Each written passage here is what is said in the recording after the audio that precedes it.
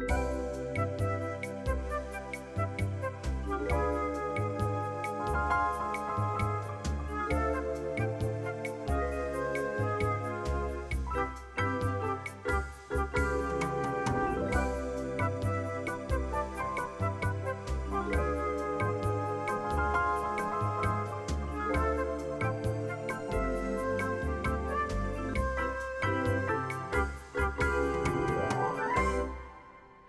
morning. Today is Thursday, June 26th, and we are watching the J699 Summer Newscast. I'm Jamie Stokes. And I'm Jack Fay. The world's biggest sporting event is taking place this month, and it wasn't hard to find some Kansas Jayhawks enjoying a front row seat. Current and former Jayhawks have made Brazil their temporary working home this summer during the World Cup's month-long stay.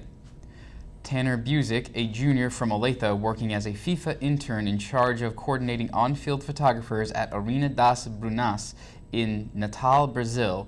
He says soccer fans walked over 2 miles and arrived 3 hours early just to get into packed stadiums and the FIFA Fan Fest.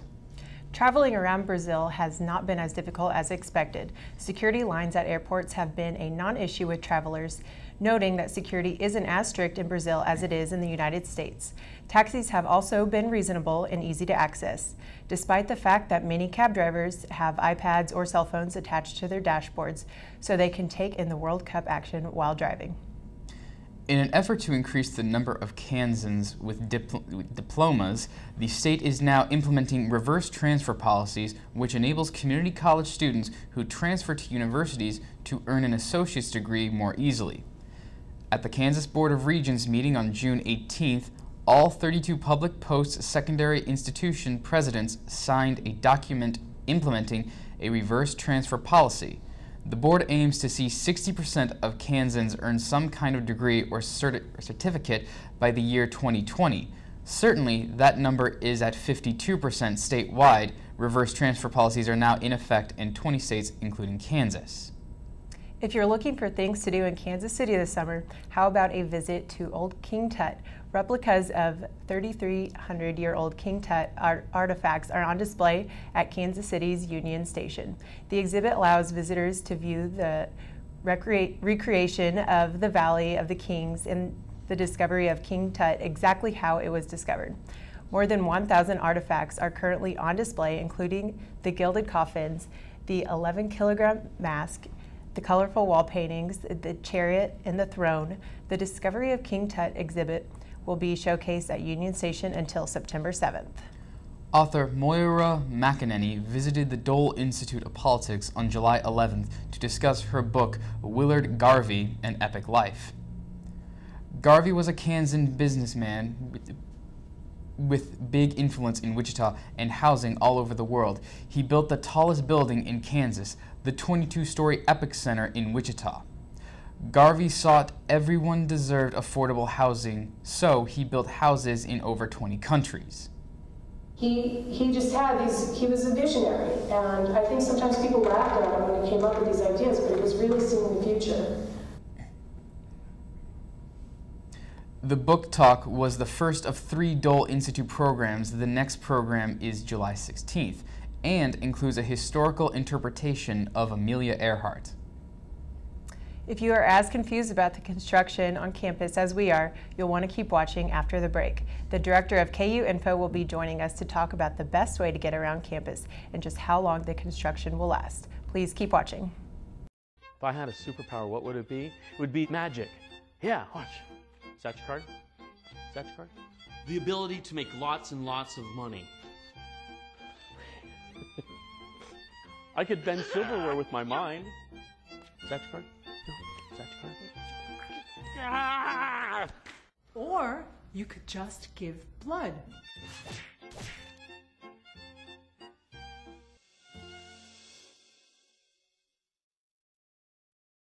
Welcome back. I'm Krista Montgomery, and with us today is Curtis Marsh, the director of KU Info. Thanks for joining us today, Curtis. My pleasure, Krista. How are you doing? I'm doing fantastic. And you know, we've all seen the construction around campus.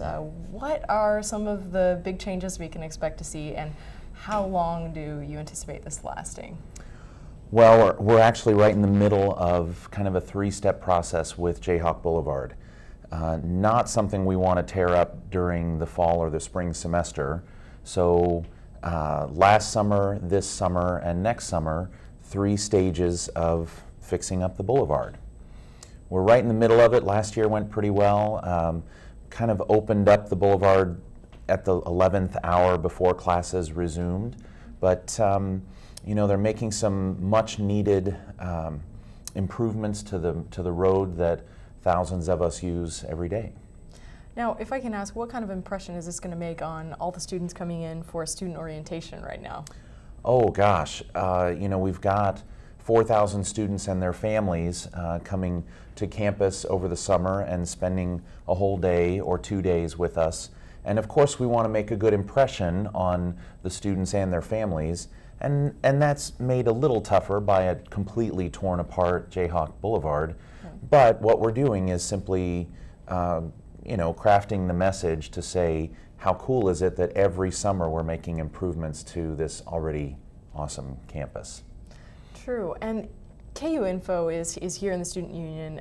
There's also another location on campus. Can you tell me a little bit about what's going to happen to the KU Info booth in front of Stouffer Flint? Our beloved KU Info booth was torn down at the beginning of the summer. It's no longer with us. However, because it is staffed every day during the school year, and because it was actually a class gift, it is being rebuilt a little bit closer to Wesco Beach and a little bigger and a little more prominent. It will, biased opinion perhaps, but it's going to be one of the things that students notice the most as a change to Jayhawk Boulevard when they return. Okay, and when can we expect to see these things kind of finished? I know you said by the beginning of the school year, but do you have a specific date on that yet, or? Construction projects are a moving target for sure. I feel very confident that it will be done in time for classes to start, but Krista, we might have like that last bulldozer leaving right before classes start. Okay, and I do have to say, maybe we're not in on the numbers yet this year about going back to student orientation, but are we bigger, smaller than last year? Are we expecting a lot of new students in the fall? Is that hard to gauge?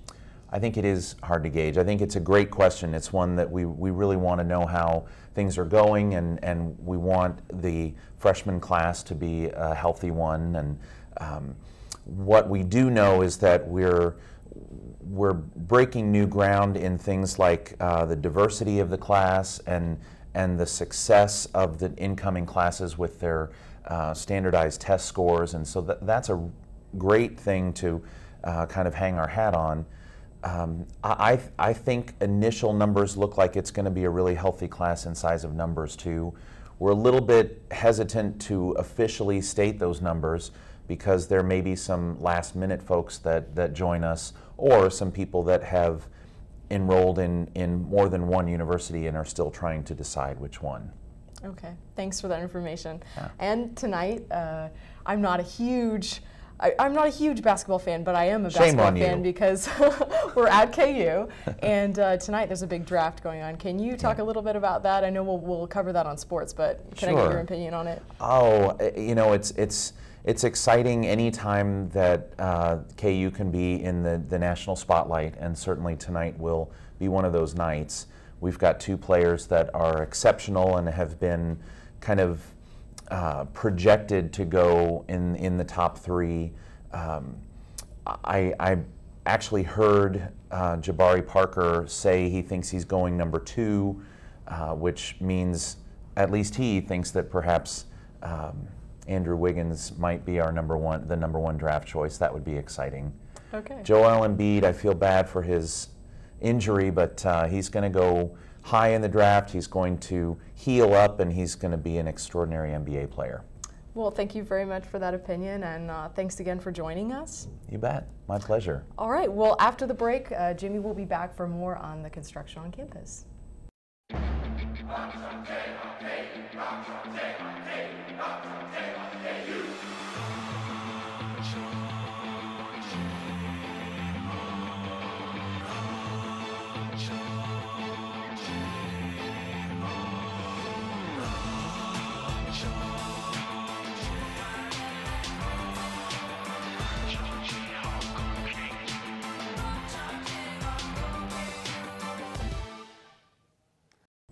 Welcome back. Construction on campus is definitely one of the most talked about topics this summer. Reporter Jack Fay visited Wesco to take a first-hand look. Behind me, the second phase of the reconstruction of Jayhawk Boulevard, part of KU's master plan. A master plan that involves the term bold aspirations. What exactly is bold aspirations? If you look behind me, this is what it'll turn into. Not the construction, but the after product. But what exactly is bold aspirations to students? Bold aspirations mean to me that they're trying to make a distinct mark on the University of Kansas. I don't know, big dreams. Doing something new and kind of crazy. I think it's daring and just ready for new things. I've seen a couple, actually I've seen it a little bit off campus by Bob Billings, and I've seen a lot of pictures, billboards. I've also seen on campus pointing out in the entrance and exit ways, saying that what they're going to renovate, and they've been doing it through the summer, so it's pretty nice. For Kansas Media, this has been Jack Fay, signing off. Thanks, Jack. The weather also plays a major role in campus construction and its schedule. Earlier this summer, heavy rains caused a setback in the construction schedule, and the crews on Jayhawk Boulevard are working 7 days a week to make up for loss from the rain. Director of Strategic Communications, Jack Martin, says most roadwork and parking projects will be substantially completed and open to traffic by the start of the fall semester. Some large projects, such as new residence halls on Daisy Hill, will continue on during the fall semester and beyond. For those looking for something fun to do in the summer months, Lawrence has a variety of musical, athletic, and artistic events, all free of charge. Every Wednesday night in South Park, the Lawrence City Band performs outdoor concerts. Professor Elizabeth Egbert Bergout performs on the bells at the World War II Memorial Campanile every Thursday at 7:30 p.m. The Burger Stand at Casbah on Mass Street hosts Video Gamer Night every Thursday at 8 p.m. The KU Swing Society offers free lessons and free dancing every Thursday at 8 p.m. at the VFW Hall on 1801 Mass Street. And finally, on Tuesday, Thursday, and Sunday nights from 7 to 9 p.m., the Lawrence Bike Polo Chapter rides in Edgewood Park. The chapter stresses having fun, but participates in qualifiers and tournaments across the nation. The club has been going strong since 2009 and welcomes amateurs and experts alike to try the game. No experience is necessary. We're going to take another short break, and then Blair will join us for sports. If I had a superpower, what would it be? It would be magic. Yeah, watch. Is that your card? Is that your card? The ability to make lots and lots of money. I could bend silverware with my mind. Is that your card? No. Is that your card? Or you could just give blood.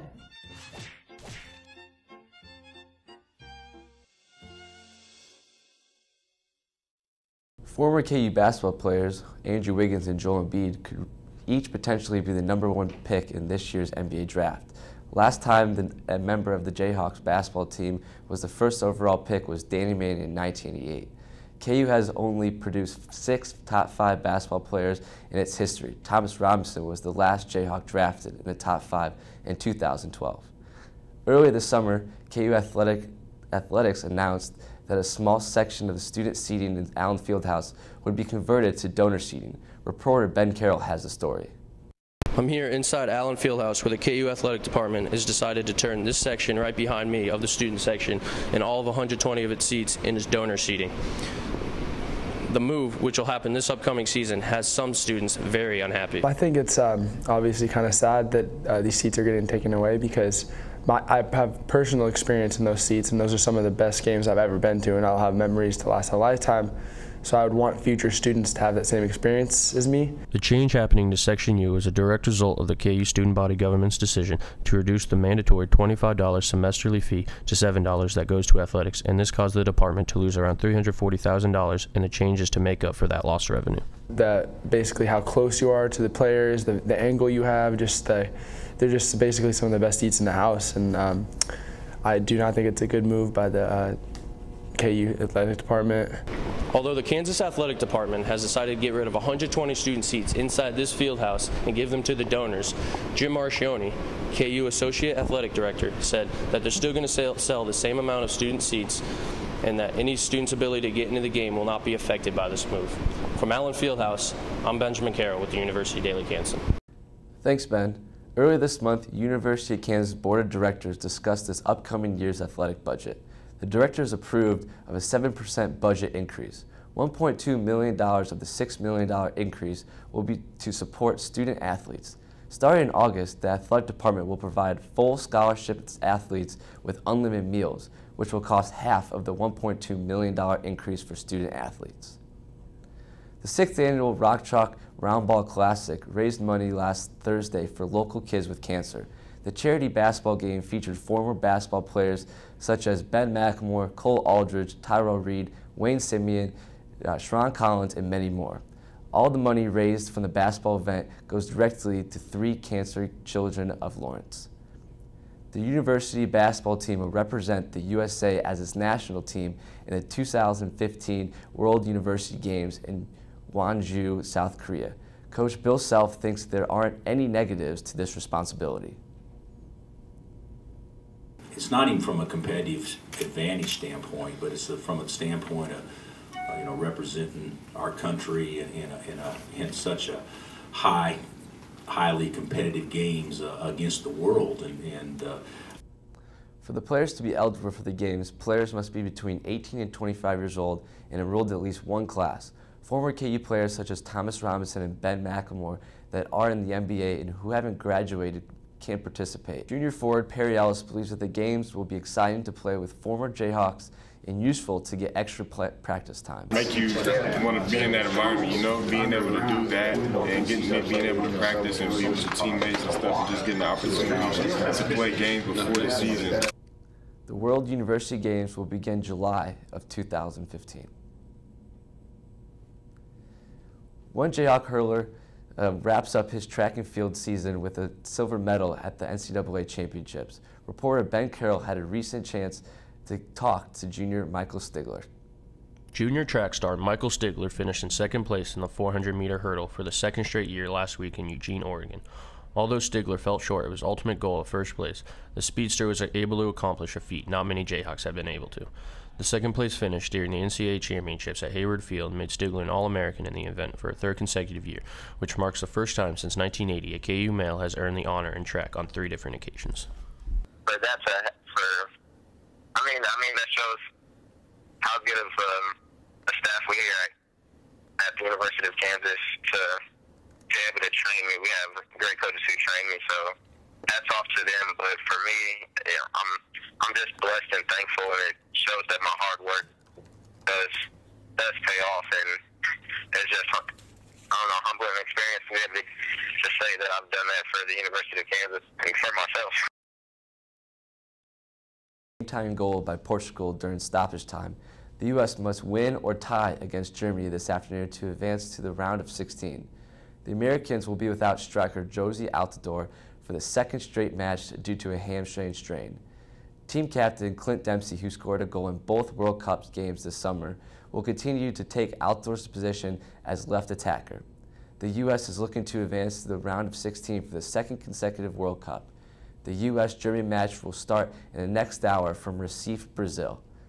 That will wrap it up for sports. Stay tuned. After the break, Jack will have more on news.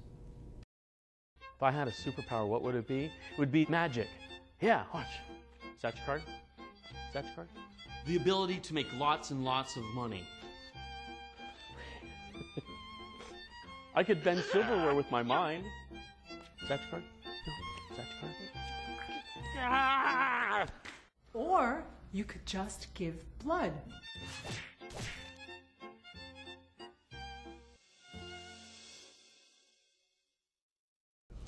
The student union is a busy place, even in the summer. Like most of campus, it's relatively crime-free, but last week there was an incident. Recently, the union has experienced a break-in and vandalism. An unknown subject broke into the union after hours. According to public safety officials, the individual stole items located on the 5th floor. There were some other incidences in the building outside of that. Our back of house catering kitchen was disturbed. The staff lockers were disturbed. So there were some incidents that suggested some after hours behavior. We have not identified the person involved in any of that.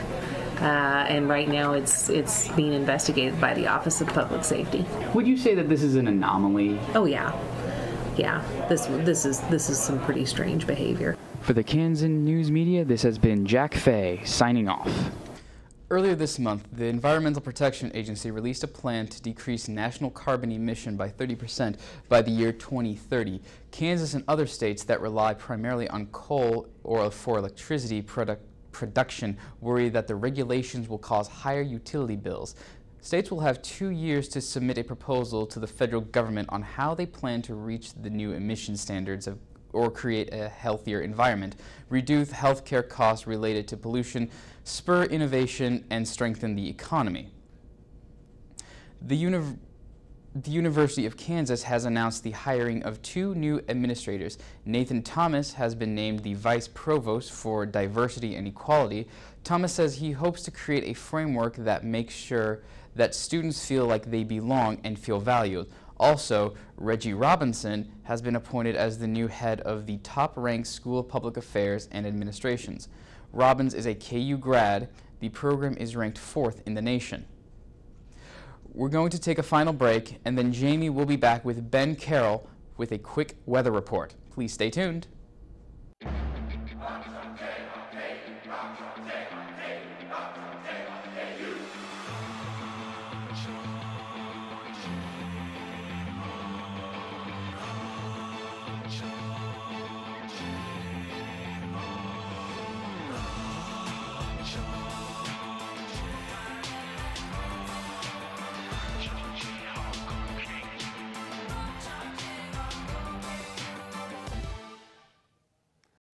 Welcome back. We're here with Ben Carroll outside the Kansas Union. Ben, how's the weather looking out there? Currently it's pretty nice. High 70s, about 78. If you look behind me, there's nothing but blue sky and not many clouds. What about this afternoon? How's it going to look? This afternoon there's a slight chance of rain, about 30% from 3 to 9, but once 9 o'clock rolls around, the clouds will be clearing up and we'll have mild temperatures in the 70s. Okay, great. How about this weekend? How is the weather going to be? This weekend looks good for the Tour of Lawrence going on. That's starting tomorrow. Tomorrow there's a slight chance of rain in the morning, but nothing looks too threatening. Saturday there is a 50% chance of storm, so that could actually threaten the Tour of Lawrence, but Sunday looks beautiful with a high of 80. All right, thanks, Ben. That's all we got for today, so thanks for watching. Have a good weekend.